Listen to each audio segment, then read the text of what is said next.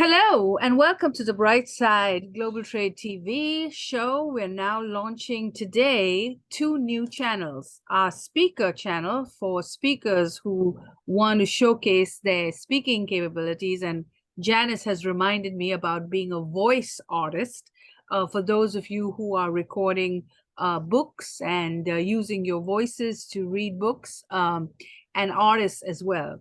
We're also introducing our Brightside Book Club channel so that book clubs can get recommendations to some of these great books, as well as booksellers, libraries, and anyone that loves to buy a book. We hope that this channel will inspire you to read more, listen more, and get empowered to live more. And here we are with Janet Kephart, and she is going to tell us about why her great-grandfather, Horace Kephart's history of the Cherokees of the Smoky Mountain is so important to her. So over to you, Janice. Okay, well, thank you so much. It's a real privilege to be here and be able to speak about this really important subject, especially at this time in our American history in our current day. I appreciate that Ernestine is here as well, and I hope that some of the information here resonates with her. But please know that this is the beginning of a journey for me as well in learning about Cherokee history and culture. I myself am not Cherokee, and I don't have any Cherokee in me, but this has been a fascinating journey. I was a double major in college, and history was one of them. So when I found this book that my great-grandfather had written, and it was only published posthumously, it was very exciting for me to engage with it and bring my spoken word skills to it. So I hope that, and my writing skills, I hope that folks enjoy this. It's going to be about 25 minutes of reading highlights from my great-grandfather Horace Kephart's Cherokees of the Smoky Mountains. And then I'll be providing highlights and then historical connections between each of the slides. To be clear about who did what in this audiobook, I did take the book, I edited it in very minor ways to bring it up to more current English.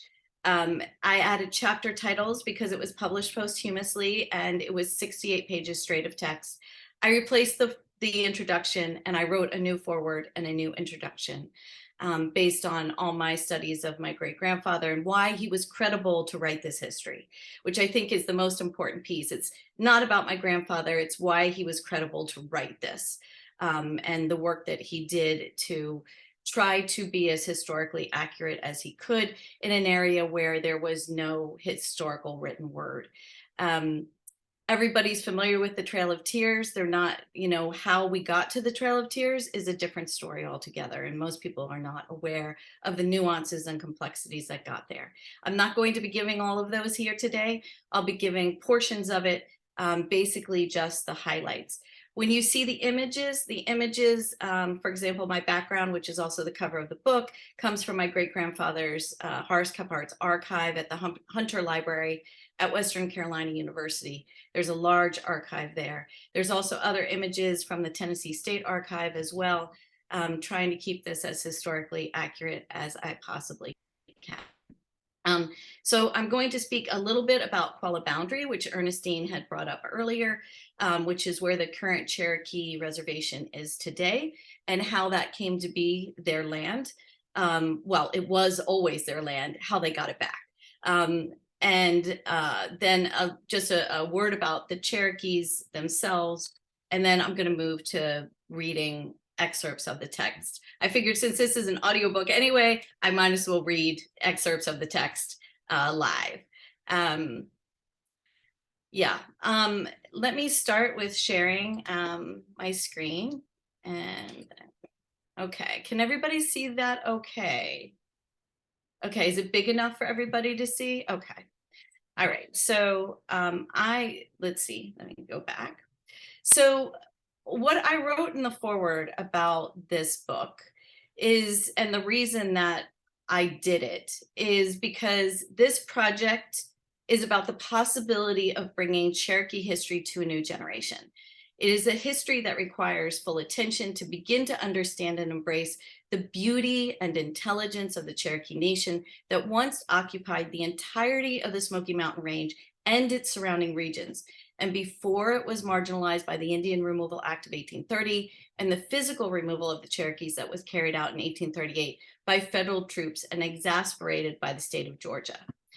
Kephart's book is not unbiased. It's not devoid of emotion. It's full of emotion, deep in empathy for what the Cherokees went through, facts woven with storytelling that's both fascinating and heartbreaking. It is what history is at its most engaging, a story based in fact. Horace Kephart writes later in the text, and this is sort of the key to understand his perspective that he comes to writing this history from. It is to be noted that it is commonplace history that our own colonists, whenever they encountered Indians, stirred up bad blood and then proceeded to spill it. So you'll hear this perspective, and I tried to provide excerpts as we go on that show this perspective throughout the text. I'm trying to combine some of the most relevant facts of the story of the Trail of Tears along with that perspective and the evolution of the Indian Removal Act. So this are some images by the two women, were full-blooded Cherokee.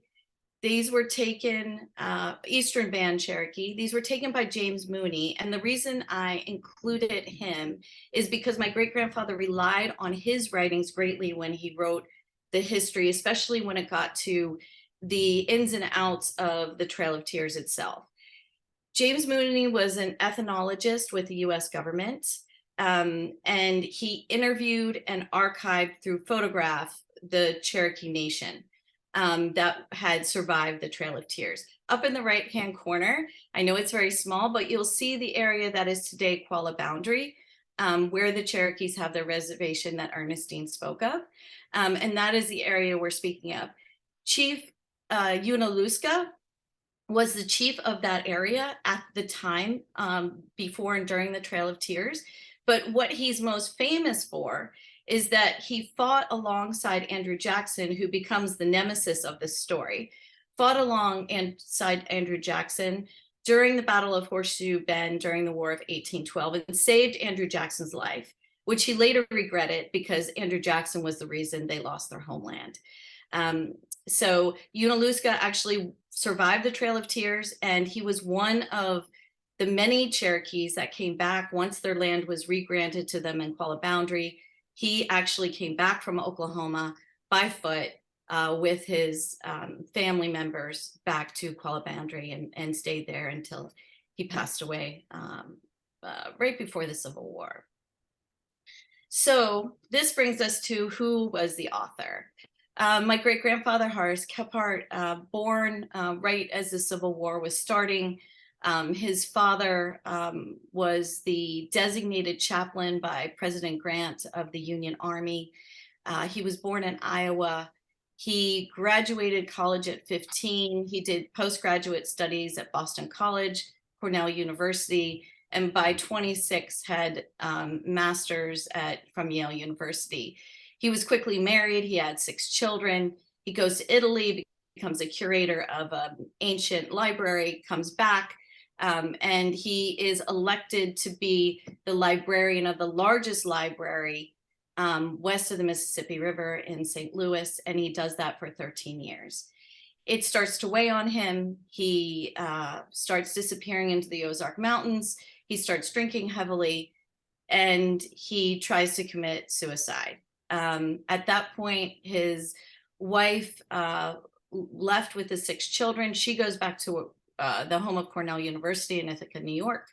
And his parents, his father, the minister, picks him up and eventually takes him later that year to the Smoky Mountains, to which my great-grandfather never returns.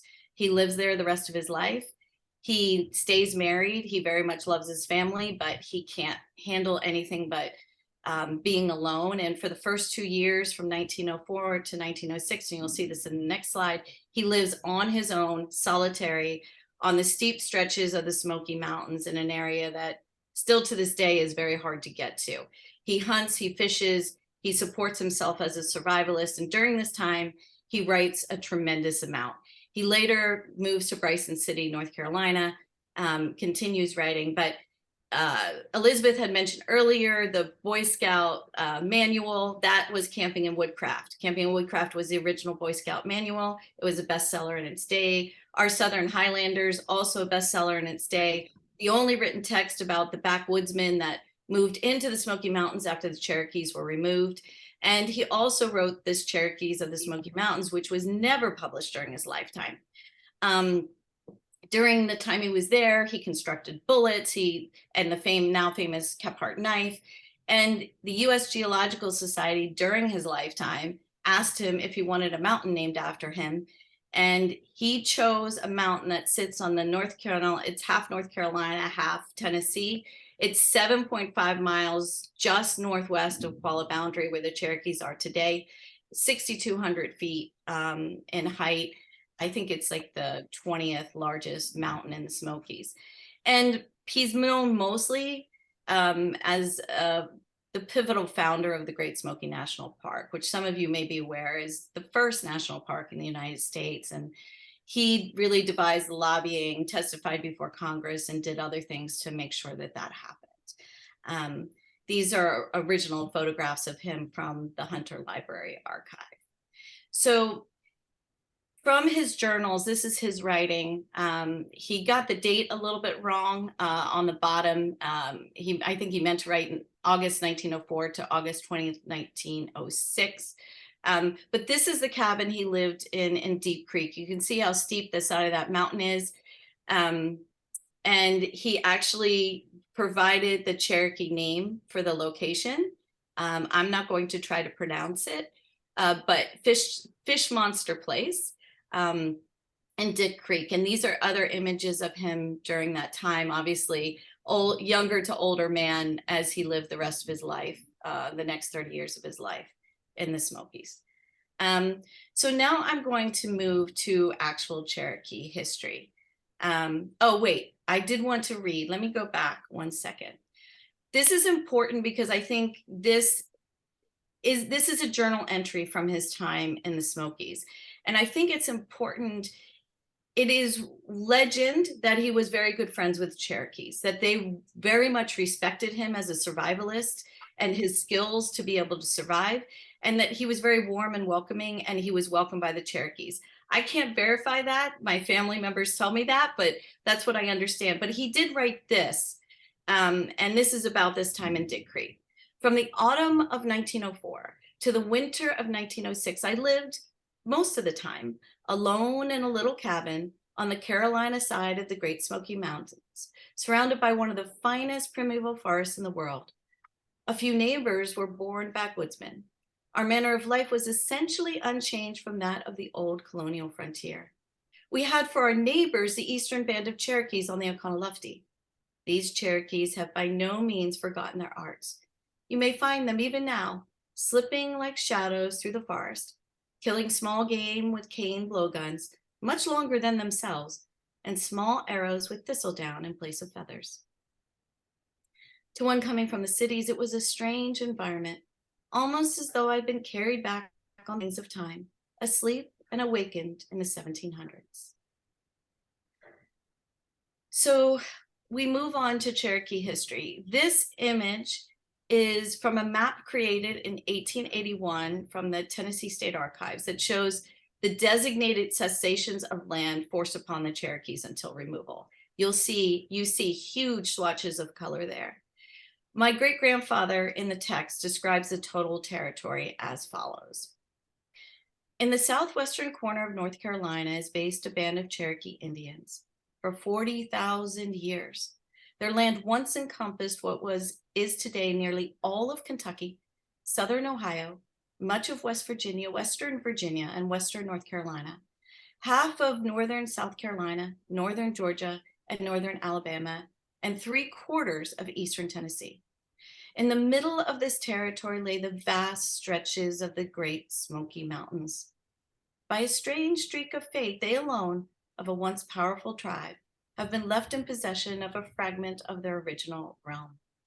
They hold what is known as the Qualla boundary, about 90 square miles of a rough country on the southerly and eastern slopes of the Great Smoky Mountains, where the Tuckasegee and Oconaluftee rivers run in the southwestern corner of North Carolina bordering Georgia.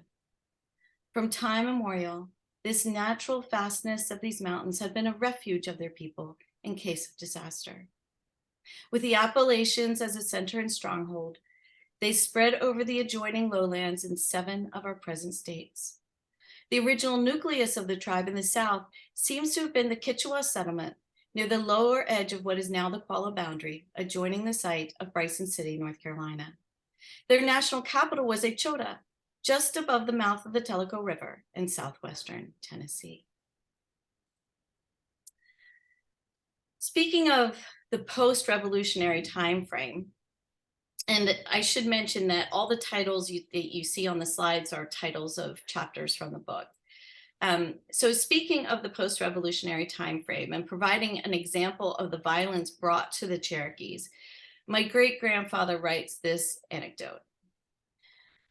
It is not nice to recall, but it's naked truth that our backwoodsmen, regarding the Indians as mere heathen and cumberers of the earth, displayed the same ferocity in fighting them as shown to the worst of men gone wild with fanaticism. They slew without regard for age or sex. They scalped the victims and collected bounties for those scalps from their own governments. They did not consign captives to death by torture after the Indian fashion, but they coolly murdered the feeble and carried away the strong and to be sold into a lifelong of slavery. And Colonel William Christian's army of Virginians was a man named Russ, who left a journal of his expedition against the Cherokee towns in Western Carolina. And describing a personal encounter during one of the battles, this is what he said.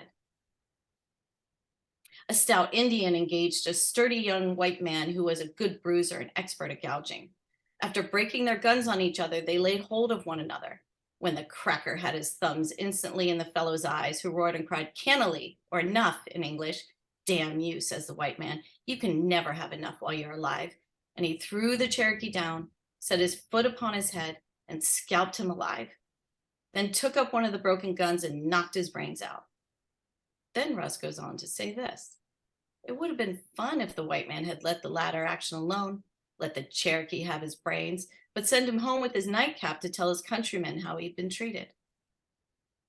That this white savage man should do such a thing to a Cherokee Indian is not so strange, but that a fairly educated man of some standing should be capable of such a comment that is hideously illuminating to those who seek pictures of 18th century border life. So moving to more positive aspects, my great-grandfather, a man of words and books himself, writes extensively in the history about the development of the Cherokee advancements in literacy by Sequoyah. Sequoyah began his work in about 1818, and he continued his work in building a Cherokee alphabet and written language for many years. Sequoyah had seen white men during the battles at South Bend reading letters and thought that it would be useful. It was actually considered to be witchcraft amongst the Cherokees, reading and writing. So Sequoyah had a bit of an uphill battle and not support from his fellow Cherokees while he was developing the alphabet. My great-grandfather writes this, and now occurred amongst the Cherokees from within an astounding development of culture for which originality and swiftness of accomplishment has no precedent nor parallel in the history of the human race. A manner to write a spoken language that was easily learned by an entire people. After years of hard study, in the face of ridicule and repeated failures, Sequoyah began analyzing his language and dividing it into component sounds. He had no conception of vowels and consonants. He couldn't read English, but he picked out the distinct syllables of his mother tongue and found that there were only 115.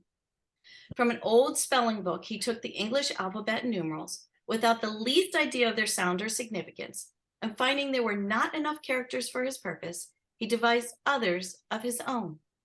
The effect of this invention was amazing. Anyone could speak Cherokee, having once learned the sight and sound of these 85 marks, and they could read and write the language with precision. There was no arbitrary spelling to learn, as in English. Any Indian could pick up in a few weeks what it takes our children at least 2 years of hard work to acquire. A bright child or adult could master Sequoia's Cherokee reading and writing in a few days. As if by magic, the education of the Cherokees became an accomplished fact. Through the invention by an illiterate, thousands of Cherokees became literate without one school being established or one teacher hired. In 1827, the Cherokee Council resolved to establish a national newspaper in their own language. Types for that purpose were cast in Boston. Then presses, types, and paper were laboriously transported to the capital in New Echota. The type cases and other furniture were made on the spot. An office was set up in a log hut, and thus began the publication of the Cherokee Phoenix under the editorship of Elijah Boudinot, a young Indian who had been educated in Connecticut by the American Board of Commissioners for Foreign Missions.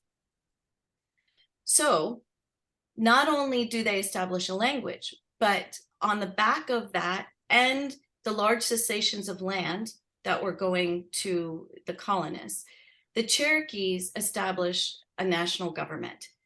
They are the only ones to do this. And what I've included here is an image of, I double dosed it, an image of the Cherokee Phoenix. And if you look closely in the second column, you'll see that they published the entire Cherokee Constitution. And this is what my grandfather wrote. In 1827, the Cherokee Nation's Chief John Ross was president of the convention that framed and adopted the Constitution of the Cherokee Nation to bring the nation together. The Cherokee Constitution reads, "The first effort at a regular government with distinct branches and powers defined ever made and carried into effect by any Indians of North America." And while these advances were happening, gold is discovered in North Carolina. They believe it to be on the Cherokee lands as well. Greed continues to consume, and Georgia leads the way in continued lawlessness and violence against the Cherokees. The reason I pulled this image is because this is the oath of office being administered to President Andrew Jackson, and administering it is Chief John Marshall, the Supreme Court Justice, Chief Supreme Court Justice. So he becomes very important in the next chapter. So I just want that to lay with you right now, that it's John Marshall and Andrew Jackson, two main characters here in this story going forward. So this is what was written about what I titled Gold Greed in Georgia. In December 1828, 1 month after Andrew Jackson became U.S. president, the Georgia legislature passed an act annexing that part of the Cherokee country within their chartered limits. It was further ordained that after the first day of June 1830, all laws, usages, and customs of the Cherokee Indians should be null and void within that region. That all Indians remaining in it should be subject to the laws of Georgia as they may be enacted, and that no Indian or descendant of an Indian should be deemed a competent witness or party in any suit in any court where a white man was a defendant, thus entitling Georgian white men to steal property from the Cherokees, commit crimes against them with legal impunity. So juxtaposed to this, Justice John Marshall, the Supreme Court decides against Georgia and their land cessations that they're drawing from the Indians. And this becomes a very complicated and divisive political atmosphere in Washington. There are those who very much took the side of Chief Justice Marshall, and then there were those that took the side of Andrew Jackson. There was written by my great-grandfather in this section of the text that there were politicians that still supported slavery, but did not support the Cherokee removal and what Georgia was doing. So it was incredibly divisive and a well-known topic at the time. And I'm not going into all the detail here, but suffice it to say, I believe this was a very important element of the story. And this is what my grandfather wrote. In 1832, the Supreme Court of the United States, led by Chief Justice John Marshall, decided that the Cherokees formed a distinct community in which the laws of Georgia had no force, and declared that the act of Georgia in seizing their lands would be void. It was said when the decision of the Supreme Court was announced, President Jackson remarked, "Chief Justice Marshall has made his decision. Now let him enforce it." So the president fully intends to defy the Supreme Court. So we do have, as I just mentioned, politicians of influence supporting the Cherokees. There's a lot going on between the passage of the Removal Act in 1830, when that legislation was passed by one vote, and the actual removal order of the Cherokees in 1838, which is what this image is here. But little by little over these 8 years, Cherokees have land taken from them. Their people are continually subjected to violence.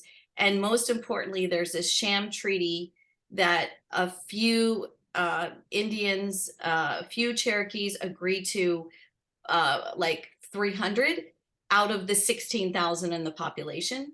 And it's significantly objected to. And Chief John Ross is not permitted to come to Washington. He's very well spoken. He's very diplomatic. President Andrew Jackson knows him. He's worried about the influence that John Ross will have, prevents him from coming to Washington.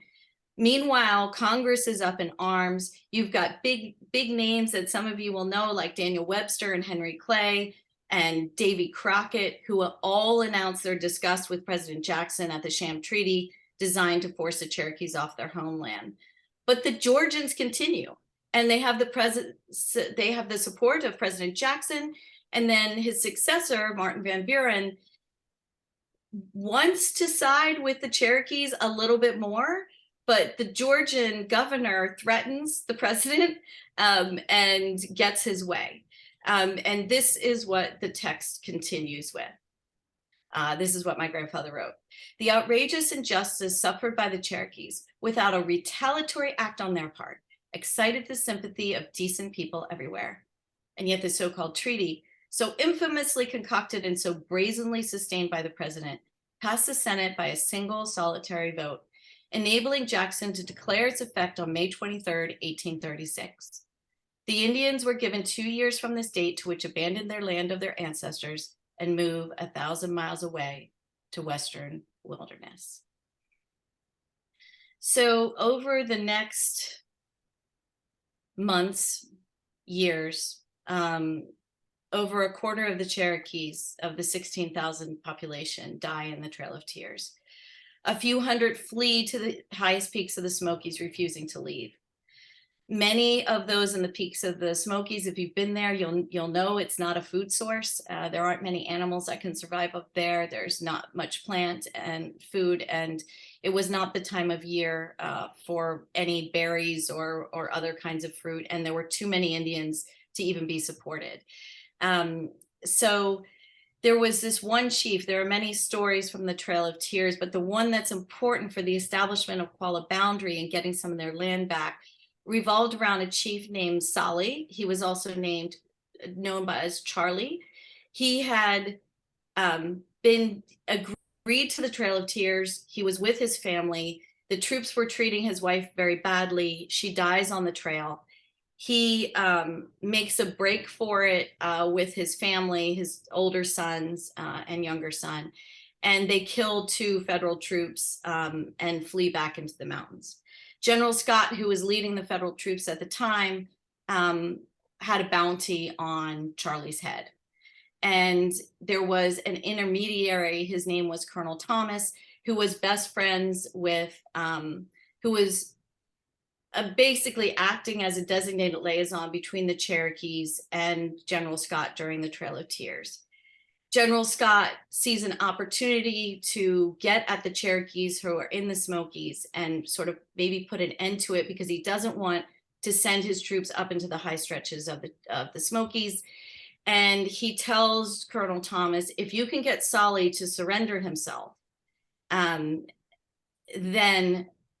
we will give some land back to you all. We will enable you to get some land back.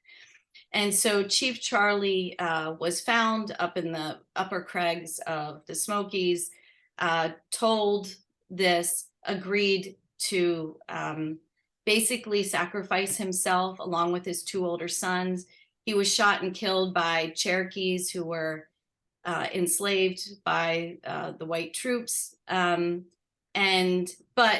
the positive that came out of that was that General Scott did keep his word. Colonel Thomas went to Washington and he began working to get the land back. The promise was kept. This, for once, a promise was actually kept. And this is what my great-grandfather writes, and I'll end with this. In 1846, nearly 8 years after removal, the Eastern Cherokees were admitted to participation in the benefits of the Treaty of 1835. And Thomas was authorized at various times to buy back from the whites enough land in Western North Carolina to serve as a permanent home for the band. This he did, but since the state of North Carolina persisted in refusing to recognize Indians as landowners until 1866, 20 years later, Thomas personally held the deeds in his own name as a federal authorized agent. Indian titles were finally adjudicated by the federal government after the Civil War between 1875 and 1894. So that's all I have. I do include a little epilogue as to sort of current Qualla boundary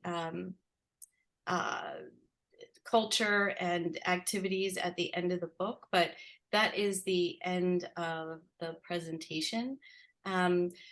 I will say that there were a lot of nuances and trickery going on during those 8 years between 1830 and 1838, and much of the text is a discussion of that history.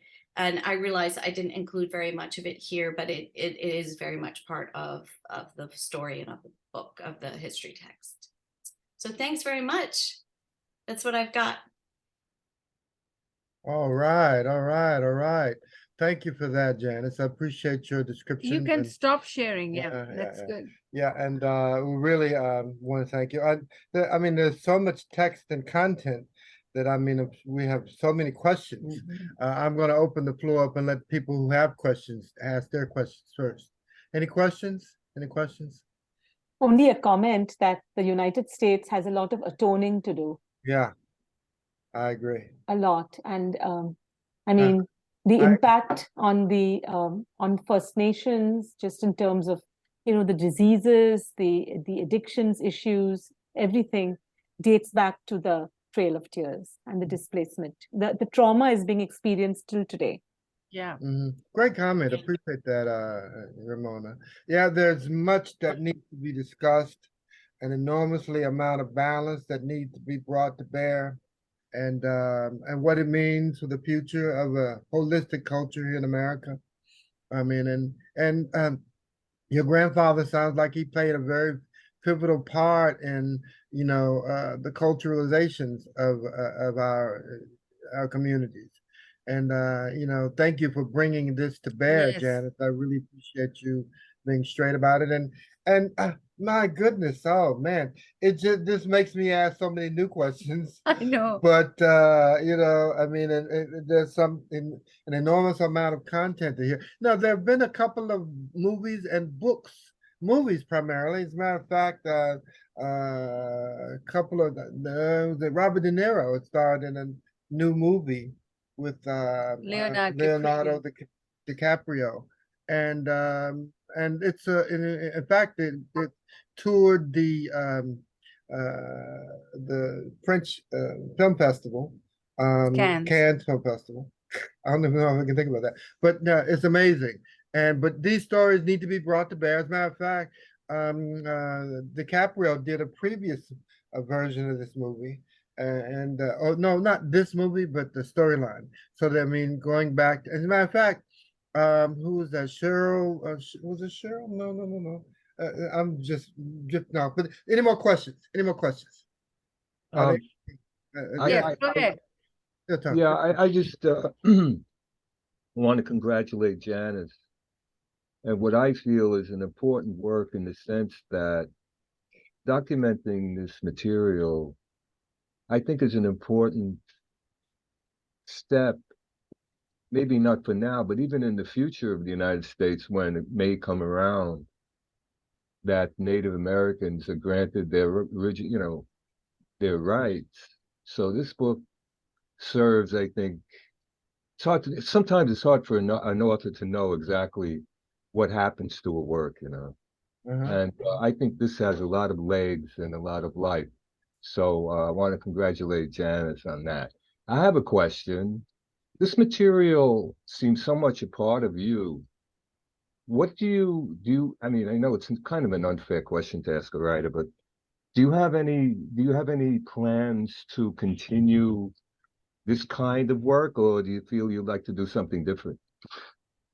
Oh, that's such a great question, and I really appreciate it. In fact, it's something Elizabeth is smiling because it's something she actually brought up with me and gave me an idea. But yes, I do want to continue.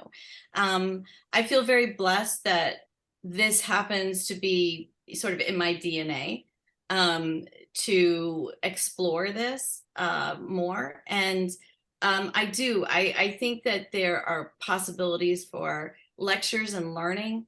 I think there's possibilities for screenplays. I think there's possibilities for quite a few things here. One of the things that's fascinated me most about this story is the evolution of literacy within the Cherokee Nation, and the creation of the Cherokee Phoenix, and the publication of the creation of a constitution, the publication. Sure. It's very representative of a Cherokee culture that prior to the removal this entire nation had no economic debt. They completely were self-sufficient. They had inns, they had roads, they were incredible. And in fact, I'll make this point, did much better than the Southern Highlanders did, who came in after them, who were feudal, illiterate, difficult, moonshine and ginseng were their, only mode of making money primarily. They could not survive well. They did not survive, let alone thrive in the Smokies. But the Cherokees had figured out how to do it. And they were so culturally rich. And I think that offers to us many facets upon which to grow and learn. And I feel like there's so much to learn from the Cherokees. They were so accepting of others, and that perhaps was partly their downfall, but they were very accepting of the white man. And even, after the Trail of Tears and everything, they made friends with my great-grandfather. Like, it was pretty incredible, the openness and warmth that was written about them. And I think it offers itself to a positivity about this culture and an approach to this culture that is not just about the Trail of Tears. It's about the beauty that they created within this country. And to focus on that and what they brought to culture, I think would be a really great thing to do. So that's kind of where my head's going right now. And Elizabeth and I have talked about this a little bit. But yeah, that's where I'm going right now. Sequoia had a daughter. Elizabeth, I'm teasing you right now. Sequoia had a daughter. I'll talk about 6 years old, and she is worth a story. So we're launching this little plug-in for Brightside. We're launching our BW studios at Chapel Hill, and with film and camera equipment. And it is our goal to see if we can make a movie out of this. And I have no problem saying it, declaring it, wanting to do it, because I think that it is movie material. And I think history is a big part of what we want to do. So absolutely. And that's why I had Ramona on, because Ramona and I were both trained by and mentored by a fabulous boss and teacher. And we made videos. And this was like 30 years ago. So it's kind of funny that we're here full circle about talking about video when we were doing it years and years ago. So back to you, Janice. My question, actually it's a comment, because I've been talking to a lot of Native Americans here in Goldsboro. We need to support Native Americans when they host an event, because I'm an event planner. And whenever I go and ask people for sponsorships, they whoa, you know, everybody looks like as if I'm asking for money. But these things need to be funded. And I'm saying this on the channel because when you see a Native American doing an art exhibition or a dance performance, Okay. spend Your some question money is- and support them Okay. because they are trying to revive their Yeah, culture. yeah, And that is something that's important that we do. So I think that that's what I would say is Yeah. start with one thing, right. like this video, subscribe to this video and share this video so that more people get to know about this. And you don't have to do big things in the world because everybody is not called to do big things. Do a small thing, do something that you can do at your level. And if you can't do something, you can't do it. So just make sure that in your little world, you share this video, like this video, talk about this video, because it's an important topic. And that's just something I have to say. I commend you for that. And she said she wasn't asking for money. Yeah, we are to support these programs. But at the end of the day, this is such an important portion to talk about. It's a part of our culture. You know, as I think about it, not about 3 years ago, no, it's been about 7 years. I started planting a garden. And I was using the basic fertilizers and they were okay. But then it occurred to me, so why don't I go back? When I go old school, because when American settlers first came to America, it was the Native Americans that taught us how to grow food, and they used fish. They used the seafood. They used the trout. They used all kinds of Yep. the food like that. And so I said, okay, let me go get fish scraps. Let me go get fish scraps. And since then, poof, poof. I don't know what. You see, you can't beat a cultural experience that teaches you something. Yeah. You cannot They beat were a great cultural farmers, the experience that Cherokees. teaches you something. They were Yeah. incredible farmers, and they yeah. managed to figure out how to farm around the Smokies, which is pretty amazing. And on rock, things grow. Yeah. So I think that there's multiple things here. Right. There's multiple threads here of this story and of this culture that I think should be embraced. I Okay. mentioned to Elizabeth yesterday or today on the phone that Lakota versus the United States is a new film that just came out. Mark Ruffalo from Incredible Hulk from the Avengers is supporting the project, and like the Osage County Ken's movie with Leonardo DiCaprio and Robert De Niro, this one also features Native Americans, Lakota Nation in the movie itself as the actors and actresses. So I think that there's a wave here, but I do think that the Cherokees had some uniqueness. The amount of land that they had, the fact that they had, and then I didn't mention this in the presentation, but they had signed, Thomas Jefferson had signed a treaty with them that gave them that land. And so when Andrew Jackson took it, he was overturning the treaty that Jefferson had signed with them when Jefferson was president. Yeah, well, it was Andrew Jackson that did a couple. We African Americans got 40 acres and a mule through Andrew Jackson, but we never got it. So So it was. Andrew was probably a great president, and there are some things he could have done that maybe he didn't do, or some things he did that he should. Andrew was a terrible president, Elton. I'm sorry. Okay. He was an awful president. I'm trying to be diplomatic about it, but okay, I got you. You're right. I mean, the man that saved his life, Chief Unaluska, goes to Washington, meets with Andrew Jackson, says, please don't do this to us. I saved your life. Sorry, we're taking it anyway. Like, awful callousness. History will bear it out. Yeah. And that's why in this life, we do everything we can to be the people that God has destined us to be, capturing the power of our destinies and the future of what we can be and do. And so even today, we are really glad to be here, and we recognize that there's so much work that we can do, and we want to empower the destiny of our inheritors. and we will empower the destiny of the people that have done something for us. And so, man, this is a powerful Yes, segment. this is. It has some negative elements to it, but it's truthful.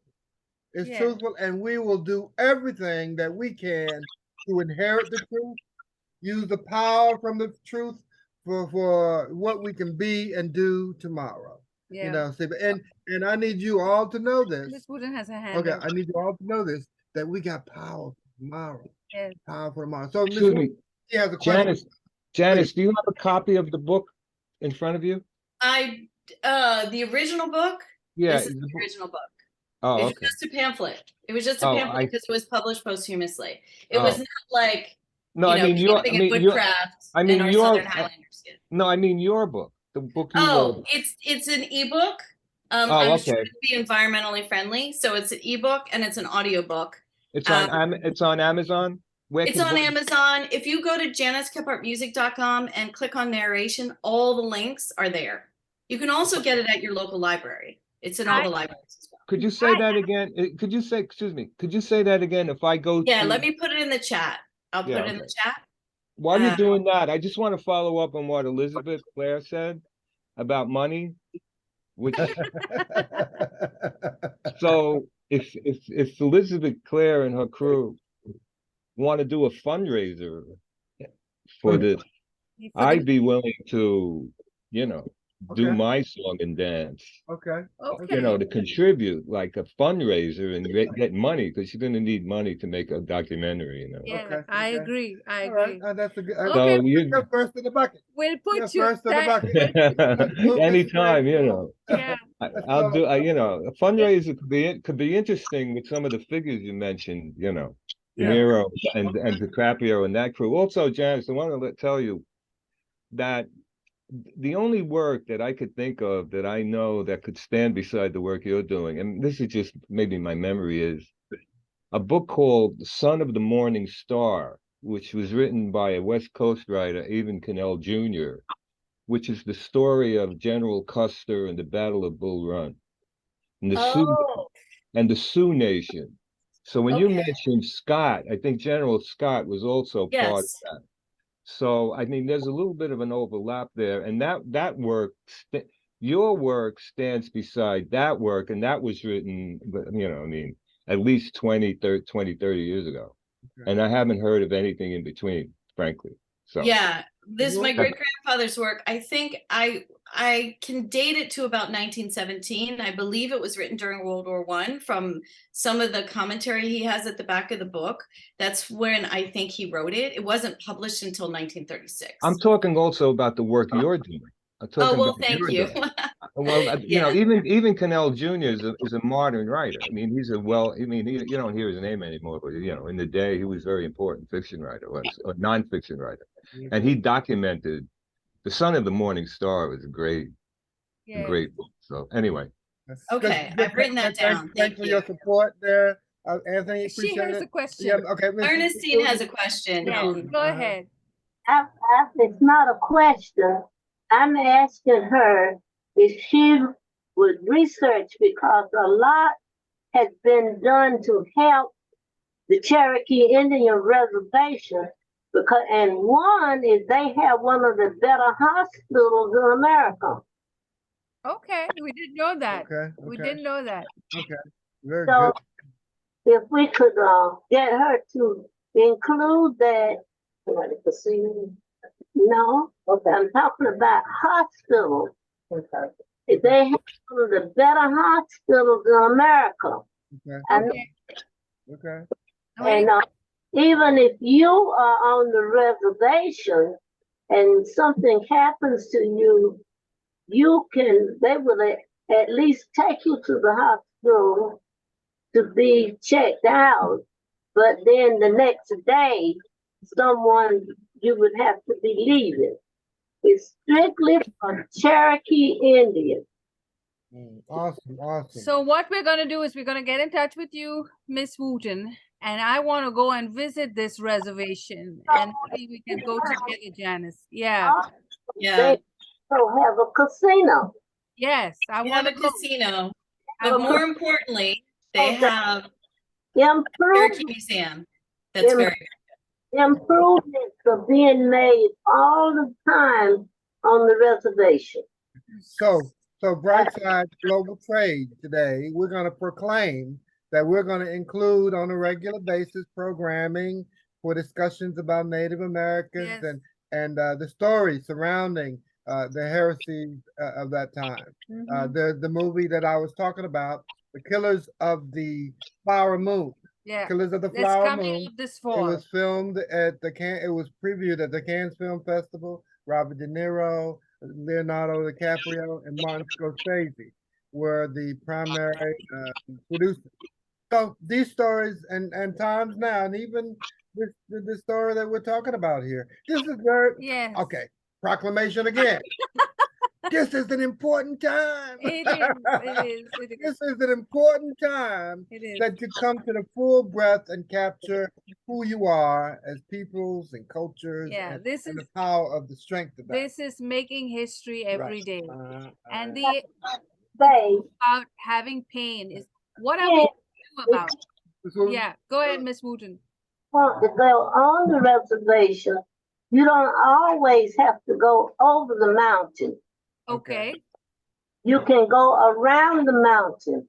There's a lake that will take you around the mountain and onto the reservation. Is that where the song came from? She'll be coming around the mountain when she comes. I doubt it. I have okay, so I have to end this segment. If anyone have any questions, and I want to bring Anthony and Colonel Donafor has just joined us, and I want to talk a little bit about 9/11. So because she's having a very busy day and she's given us her time. So anyone wants to ask any more questions? Janice, we were fascinated. Yeah, we were, Janice. Fascinated. So get ready, get ready, get ready. Okay. You're gonna get ready to do it again or something thereabouts. So make make sure if you're watching on Facebook, Instagram, Pinterest, LinkedIn, or wherever this channel, YouTube, make sure you write us a comment. I'll make sure that the links for Janice's book are available so you can order them. Audible is offering a free trial, and I actually am an Amazon associate. So I'll give you the link so you can get this book for free. Right. As long as it's a limited offer. Right. And so make sure you listen to it, and it's great listening. And Janice has a voice that's second to none. And you will enjoy. And provide reviews, please. Yes. Everybody, leave a review, please, if you liked it. Yes. Okay. Okay. Thank you for watching. Very good.